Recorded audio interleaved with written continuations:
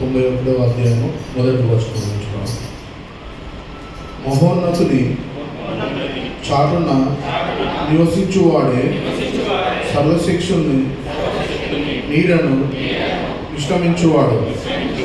ఆయనే నాకు ఆశ్రయము, నా కోట, నేను నమ్ముకున్న నా దేవుడని నేను యెహోవాను గురించి చెప్పుచున్నాను. వేటకాని ఊరిలో నుండి ఆయన నిన్ను విడిపించును. నాశనకరమైన తెగులు రాకుండా నిన్ను రక్షించును. ఆయన తన రెక్కలతో నిన్ను కప్పును. ఆయన రెక్కల క్రింద నీకు ఆశ్రయం కలుగును. ఆయన సత్యము కేడమును రాలునై ఉన్నది. రాత్రి వేళ కలుగు భయమునకైనను, పగటి వేళ ఎదురు బాణమునకైనను, చీకటిలో సంచరించు తెగులుకైనను, మధ్యాహ్నమందు పాడు చేయు రోగమునకైనను నీవు భయపడకుందు.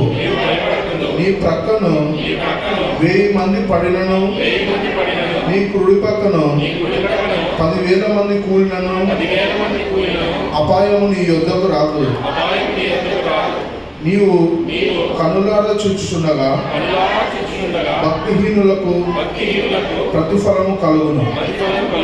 యెహోవా నీవే నా ఆశ్రయము అని నీవు మహోన్నతుడైన దేవుని నీకు నివాస స్థలముగా చేసుకొని ఉన్నావు. నీకు అపాయం ఏమీ రాదు, ఏ తెగులును నీ గుడారమును సమీపించదు. నీ మార్గములన్నిటిలో నిన్ను కాపాడుటకు ఆయన నిన్ను గూర్చి తన దూతలకు ఆజ్ఞాపించును. నీ పాదములకు రాయి తగలకుండా వారు నిన్ను తమ చేతుల మీద ఎత్తి పట్టుకొందురు. నీవు సింహములను నాగపాములను త్రొక్కెదవు. కొదవ సింహములను భుజంగములను అనుగదొక్కెదవు. అతడు నన్ను ప్రేమించుచున్నాడు కనుక నేను అతన్ని తప్పించెదను. అతడు నా నామమును ఎరిగినవాడు కనుక నేను అతన్ని గణపరచెదను. అతడు నాకు మొరపెట్టగా నేను అతనికి ఉత్తరం ఇచ్చేదను. శ్రమలో నేను అతనికి తోడై ఉండేదను. అతన్ని విడిపించి అతన్ని గొప్ప చేసేదను.